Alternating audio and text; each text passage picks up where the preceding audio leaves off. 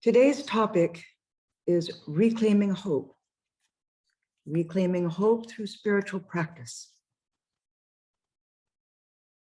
Why such a topic?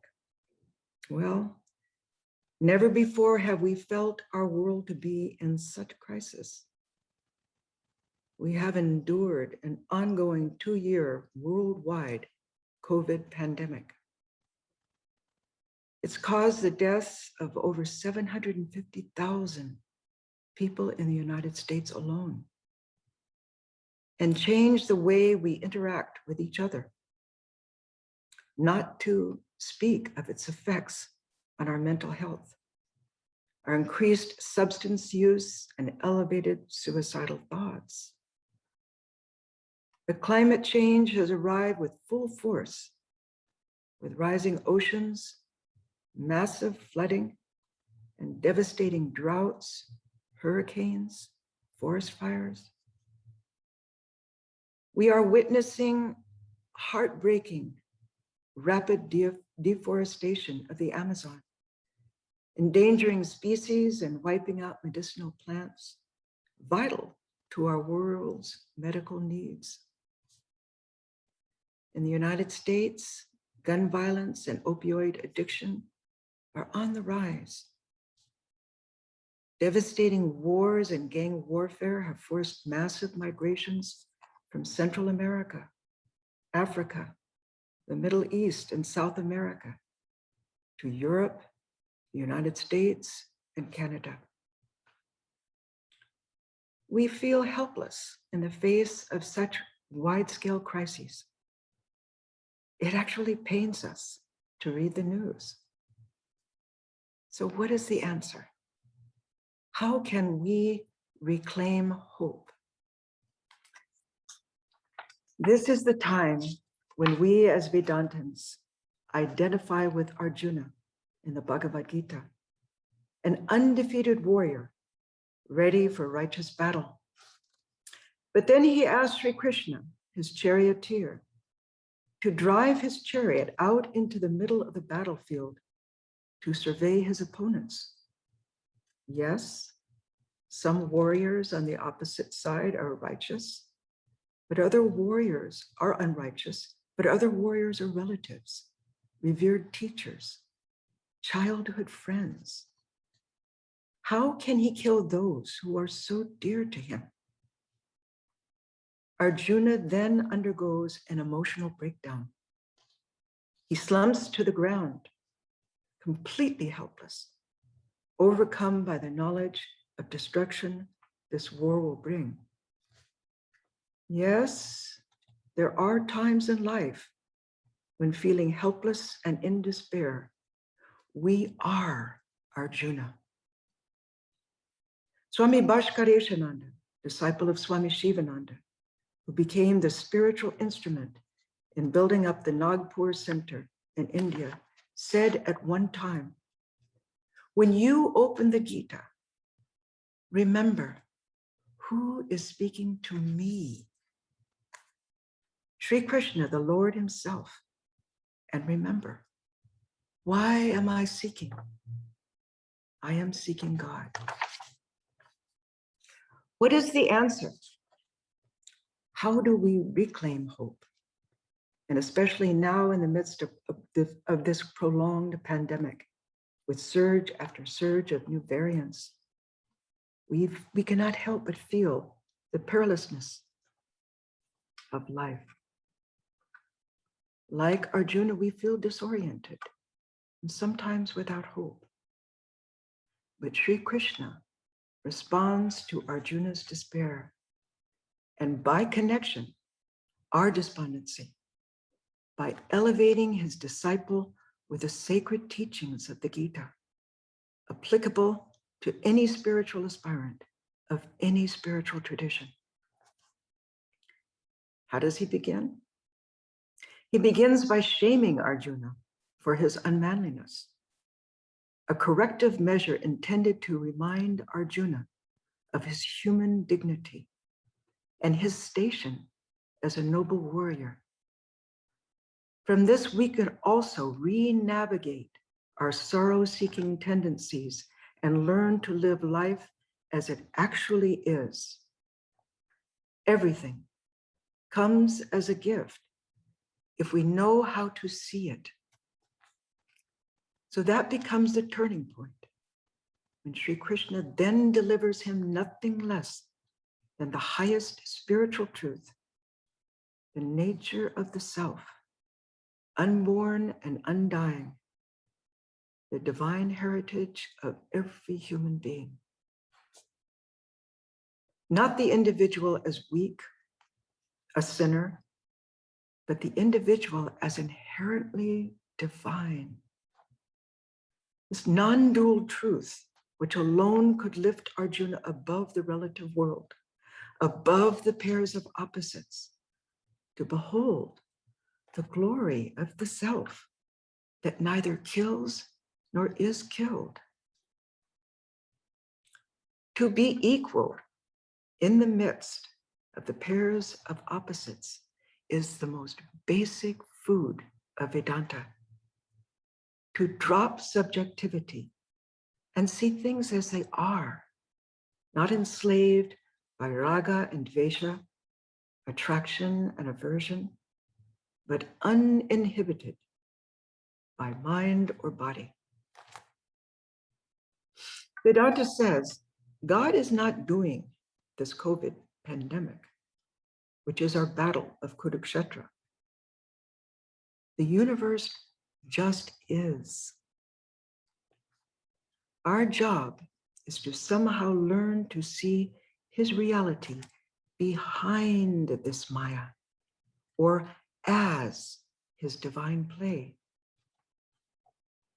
So why this Gita teaching first, and not the teachings of devotion, meditation, selfless action, and philosophy? When Swami Vivekananda came to the West in the late 20th century, he, like Sri Krishna, saw that what the world needed was an infusion of strength in order to face struggles and the challenges of life. So he elevated his Western audiences to the heights of Advaita Vedanta, non-dualism, by proclaiming in no uncertain terms this strength-giving truth. He said, "The Hindu refuses to call you sinners.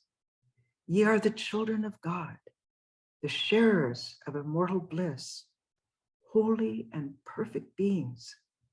Ye divinities on earth, sinners, it is a sin to call a man so. It is a standing libel on human nature."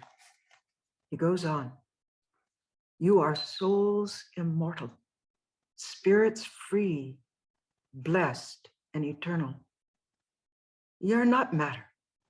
Ye are not bodies. Matter is your servant, not you, the servant of matter." These are powerful words that make us sit up straight. But could such a radical truth lead to misinterpretation, misunderstanding, and a breakdown of society? What about those who are social outcasts and criminals? Are they also by nature divine? How can we see that? Sri Krishna explains in the Gita, 18th chapter, verse 45. All mankind is born for perfection, and each shall attain it, will he but follow his nature's duty. In other words, in God's eyes, no one is left behind in the pursuit of self-realization. Our birthright, no matter how many lifetimes it takes. Swami Vivekananda saw that the old idea of man and woman as sinners, of erring, even in India, was merely a half-truth, a relative truth, confined to a relative world. He opted instead to emphasize the higher truth, the original nature of every man and woman as divine, in order to unleash the spiritual power inherently within them His method? In his lectures and classes, he repeatedly drove home this soul-stirring, non-dual truth and challenged his audience to understand it and then affirm it. He said, think on it day and night. I am it. I am the Lord of the universe. Never was there any delusion. Meditate upon it with all the strength of the mind till you actually see these walls, houses, everything melt away until body, everything vanishes. In this very statement lay three important truths. First, our problem is our bondage, our spiritual ignorance. Swami Atmarupananda, senior Swami and scholar, deconstructed the human condition. Because of our metaphysical ignorance, avidya, we perceive a material universe peopled by distinct objects and beings rather than the luminous self. But there's also the element of understanding, of interpretation of what we are perceiving. We not only perceive a world and living beings, but we think we are separate from them and from God. We not only perceive this material body and restless mind, but we think we are the body and mind, that we are born and die. So there is perception, and then the interpretation of what we perceive, which is based on understanding. That is the cause of our ignorance. Second, to change our perception and understanding, there are yogas, methods of union, which can overhaul the mind, calm, redirect, and awaken it to realize the four fields of experience. One, who am I? What is the nature of the world? What is the nature of the mind? What is the ultimate reality? And so we have the four yogas: Jnana Yoga, self-analysis and discrimination; Raja Yoga, control of the mind and meditation; Karma Yoga, selfless action; and Bhakti Yoga, devotion to God, which leads to the highest realization. Third, as our sense of self changes, as we take up spiritual life and begin to practice spiritual disciplines to realize our higher self and let go the ego, another change also occurs. What is that? The way we see the world. As we embrace the glory of the self within ourselves, our insight awakens. The ephemeral nature of the world draws more clearly into focus, and its gross material attraction begins to lose its hold over us and melt away. Our vision opens up, and we can begin to see with the eye of the spirit. We see ourselves and the world in an altogether different light. And so we begin to change, to transform from the inside out. First a glimpse, then another glimpse, then yet another, and gradually a more sustained insight. Vivekananda said, "You will find this world is but a dream. Then alone you will realize in the soul of your soul that you are but actors and the world is a stage. Then alone will the idea of non-attachment come to you with the power of thunder. Then all this thirst for enjoyment, this clinging on to life in this world will vanish forever. Advaita Vedanta teaches this truth and stands on its realization. A truth science also posits, that this world we cling to is without substance, dreamlike. Arthur Eddington stated in The Nature of the Physical World, in the world of physics, we watch a shadowgraph performance of familiar life. The shadow of my elbow rests on the shadow table as the shadow ink flows over the shadow paper. The frank realization that physical science is concerned with a world of shadows is one of the most significant of recent advances. But Vedanta goes further. It posits that ground of being on which this world mirage arises and is superimposed is Brahman, which is pure existence, consciousness, bliss, and is of the same nature as our true self, both of which are experienced together. Atman, God immanent, and Brahman, God transcendent, are one and the same. In other words, when we realize our true self, the Atman, the nature of this world also stands revealed. And at that time, we become men and women of God. Sri Krishna and Swami Vivekananda both emphasized the balance of the four yogas. Each brings focus and meditation into our thought world, our contemplation, our emotional life, and our actions. Jnana Yoga's practice of self-affirmation is beautifully presented in the Gita's second chapter. In the 54th verse, Arjuna asks, Krishna, how can one identify a man who is firmly established and absorbed in Brahman? In what manner does an illumined soul speak? How does he sit? How does he walk? And in the verses that follow, as Sri Krishna reveals the behavior of an illumined soul, each verse becomes like a guided meditation on how to attain the Supreme Self by behaving as though we are already illumined.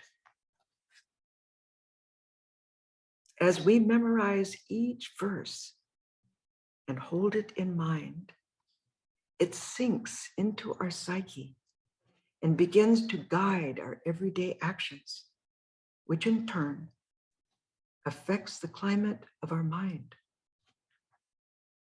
For example, Sri Krishna states, not shaken by adversity, not hankering after happiness, free from fear, free from anger, free from the things of desire. I call him a seer and illumined. When these qualities are internalized through memorization, they become like our bodyguards, watching over any affliction that begins to play out in our thoughts and then in our behaviors. And our mind that has become savoring and soaking itself with Sri Krishna's voice in this verse then pulls us back. Our mind becomes our guru, watching over us, and we quickly shake off our anxiety, our despair, anger, or obsessive desire. These Gita teachings work on us from the inside out. When memorized and internalized, they come to our rescue and begin to modify and change our behavior. So step by step, with each memorized and deeply contemplated verse, the mind becomes calm, and slowly our habits of perceptions tied to wrong misunderstanding begin to change.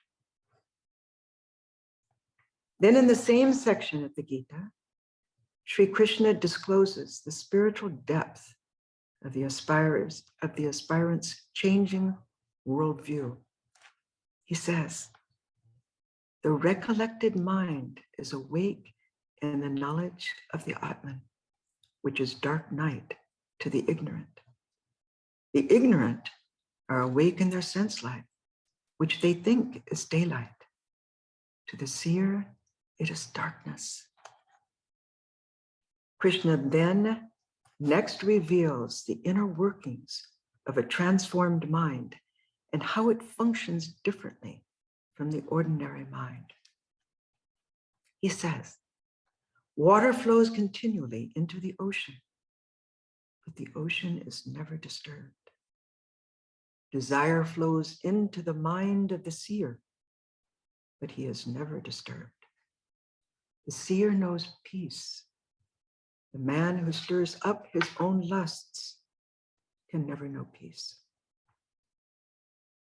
What Sri Krishna describes here, Swami Sardananda, disciple of Sri Ramakrishna, illustrated the actual inner workings of such a seer's mind. He was, after all, an illumined soul. A young monk asked him, Maharaj, when any passion gets hold of me, like anger, it absolutely destroys me.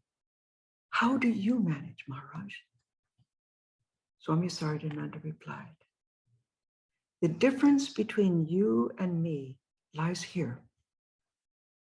I see sitting here, deep within my psyche, a small speck of dark cloud is forming. Slowly and slowly, it is growing in dimension. And from that depth, it is coming to the surface. But I see, I watch as it grows in dimension and is coming to the surface. Coming to the surface mind, it wants to prod me, as it does to you.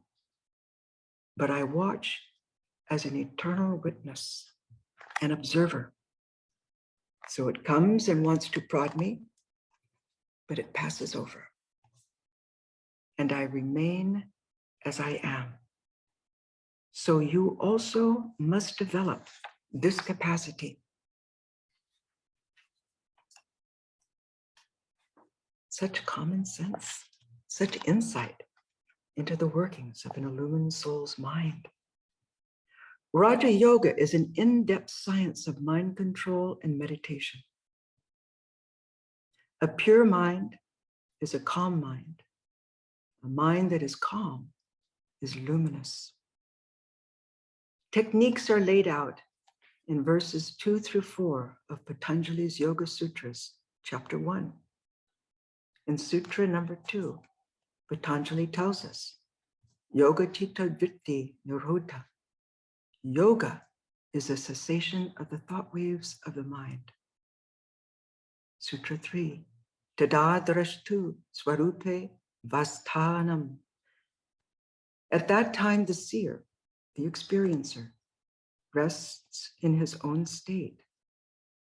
Sutra 4, Vritti Sarupyam Itaratra.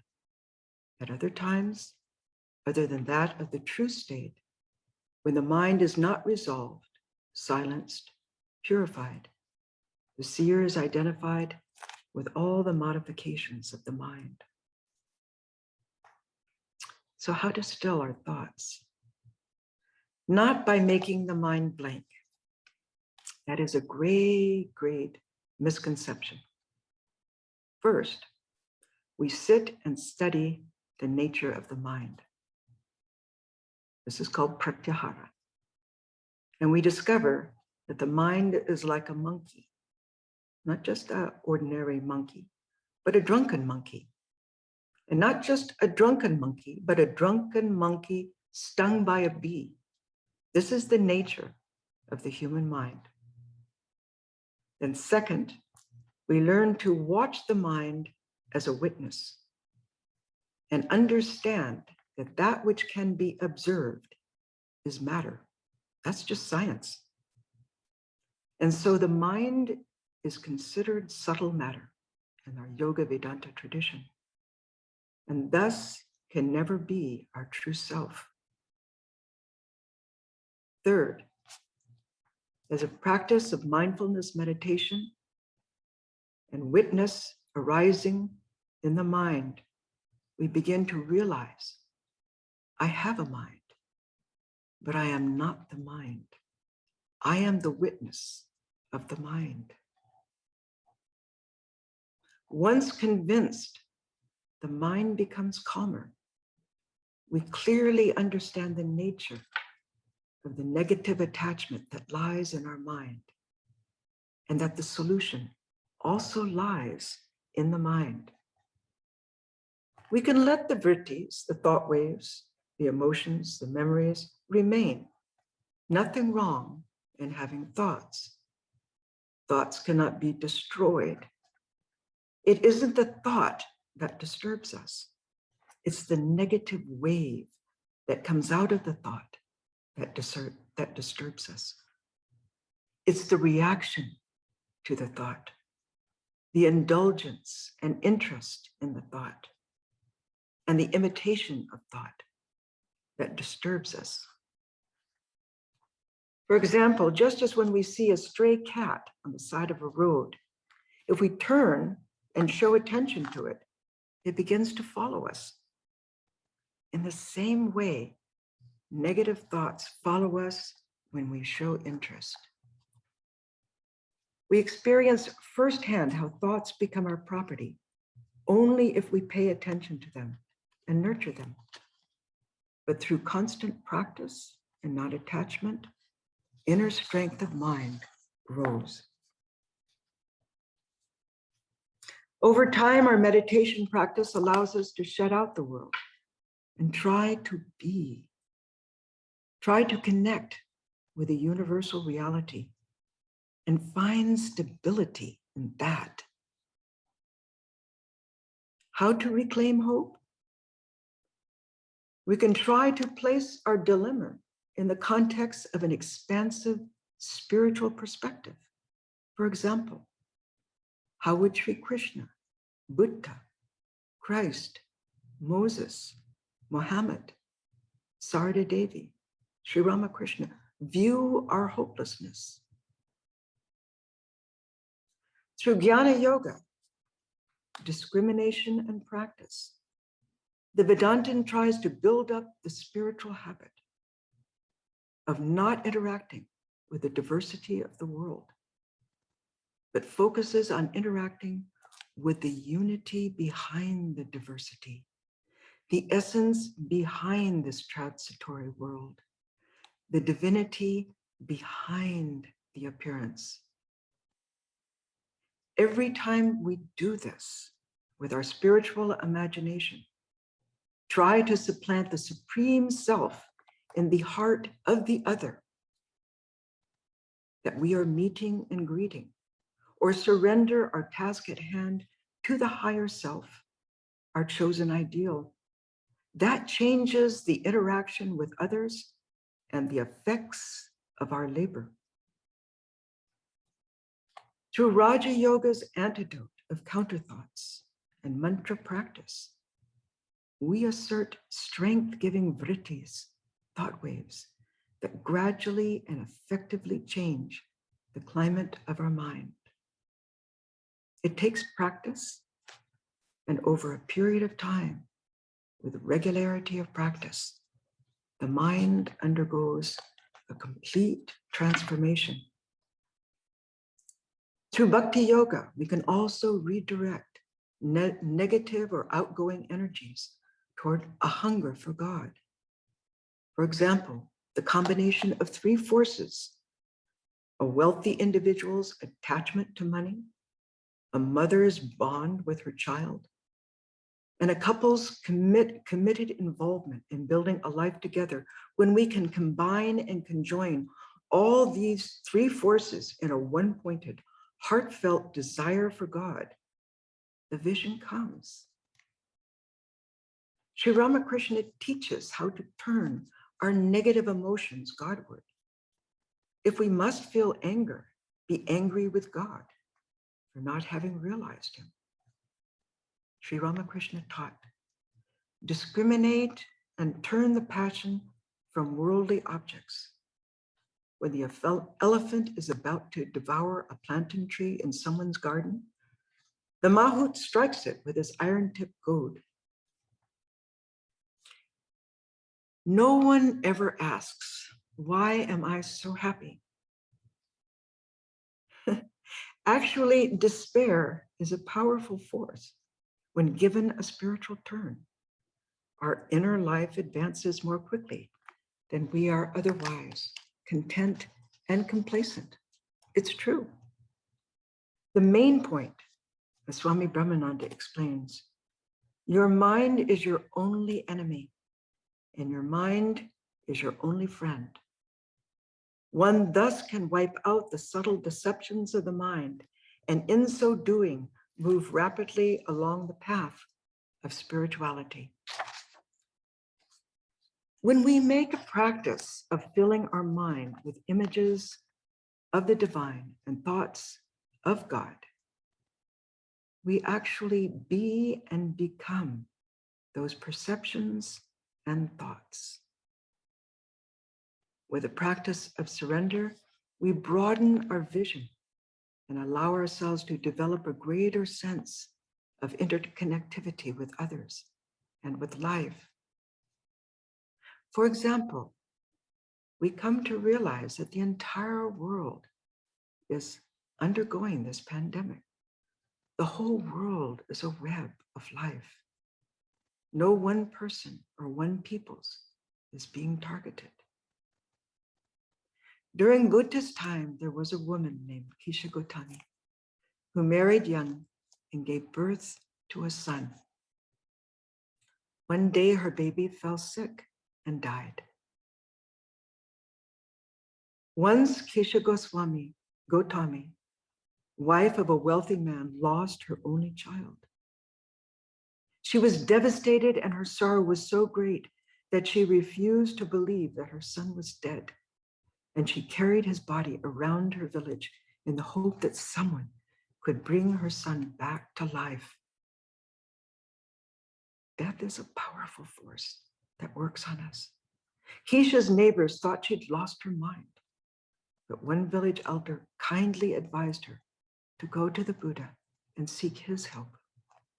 She immediately went to Lord Buddha, and he told her, Kisha Gotami, I have a way to bring your son back to life. My Lord, I will do anything to bring my son back, she wept.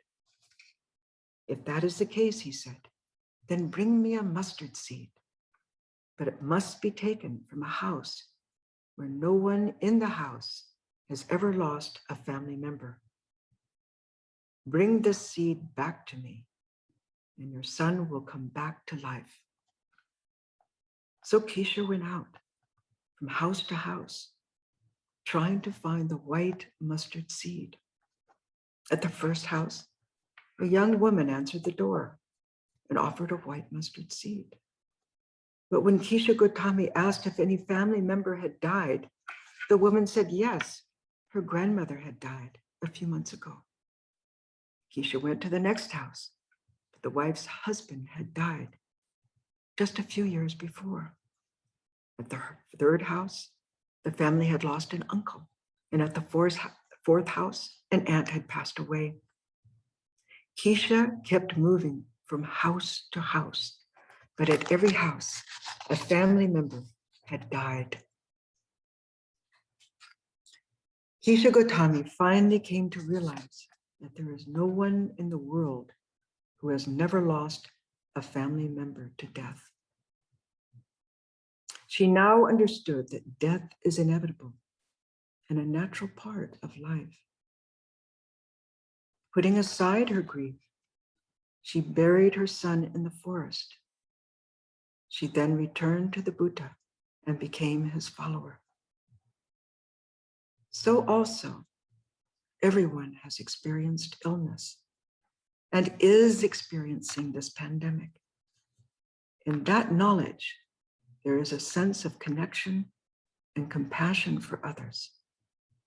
And through that understanding and compassion, with prayer, we can then connect ourselves to others, to all souls, the very isness of the universe. Once Sri Krishna uplifts Arjuna to the grand truth of his inherent divinity and the nature of this world illusion, he second guesses any aspirant, the question that any aspirant would ask. But what about those of us who want to do something to right the wrongs in society and alleviate the misery of others? How can I bring that truth into action? Sri Krishna and Swami Vivekananda would both agree that that's a legitimate and a righteous desire.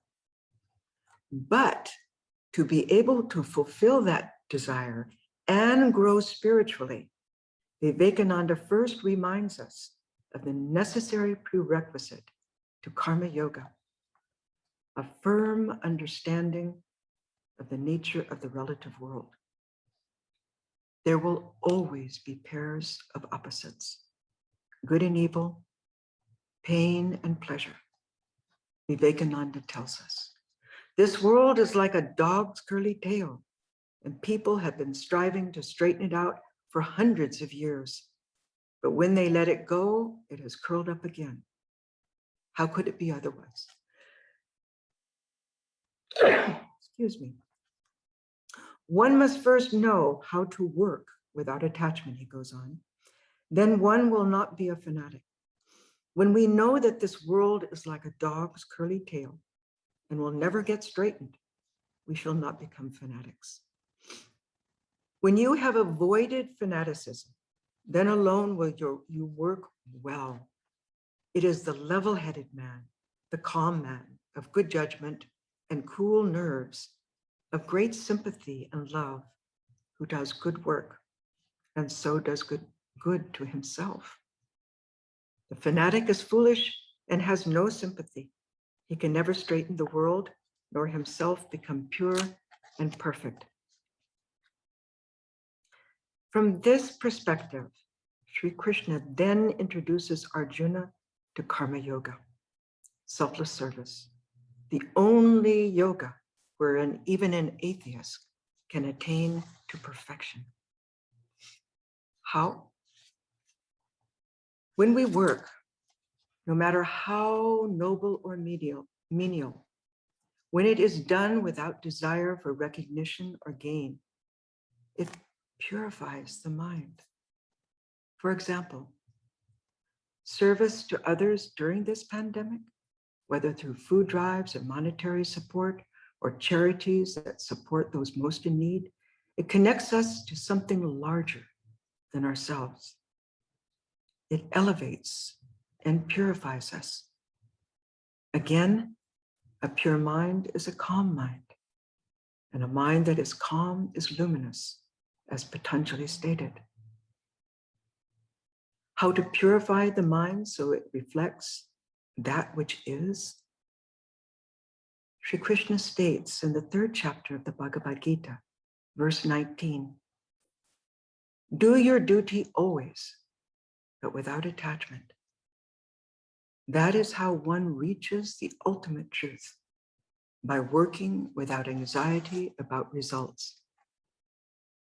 And if we can adhere to the practice of selfless service, even if our work fails in its material outcome, we'll still reap the spiritual benefit of our practice. We'll feel fulfilled internally and will grow spiritually. When karma yoga is performed with attention to detail, but in a spirit of non-attachment for the fruits, and as an act of devotion to one's chosen ideal, it becomes meditation. As Sri Krishna states in chapter 6, verses 3 and 4, he states an open secret, so simple, it's so difficult. He says, let him who would climb in meditation to heights of the highest union with Brahman. Take for his path the yoga of action. Then when he nears that height of oneness, his axe will fall from him. His path will be tranquil. For when a man loses attachment to sense objects and to action, when he renounces lustful anxiety and anxious lust, then he is said to have climbed to the height of union with Brahman. And for such a soul, despair vanishes, and the seer abides in the strength and glory of the self. So adversity can be a gift if we allow it, if we allow it to be, if we can give it the space in our life to reshape us. When we become disoriented through adversity, through illness, old age, death, if we feel lonely, isolated, bored, and feel we have lost our grip on the meaning of life, that pain and that adversity can force us to become more focused in our prayer life, more one-pointed in our meditation, more rigorous in questioning our philosophical outlook. What is important? How? How does this happen? First of all, where do we feel that pain? We feel it in the area of the heart. So when we consciously let that pain take us to the heart, we are then reminded that that is the spiritual center where our chosen ideal abides. That is where the self is. That is the soul realm to which we direct our prayers and seek comfort and tranquility. So we can let that pain be our friend by letting it be the pointer to the heart center, to remind ourselves that the Lord is present there as the only comforter, just as Jesus assured in John 14:16, "And I will pray to the Father, and he shall give you another comforter, that he may abide with you forever." What Swami Brahmananda referred to as the most tranquil, our true self. In this way, our trials, all of them, can serve as our sadhana, as our opportunity wherein we grow the most in our spiritual life, because that is the time we are intensely hungry to access our spiritual core. That is the only place we find comfort. And as one Vedanta teacher pointed out, instead of awful, we see our challenge as awesome. We enter the adversity, we endure it the best we can, and we come out the other end, stronger and wiser. Not only thankful for the previously unrecognized blessings we already had, but the hidden strength that was there already within us, that only required the outer adversity to awaken and manifest itself within ourselves.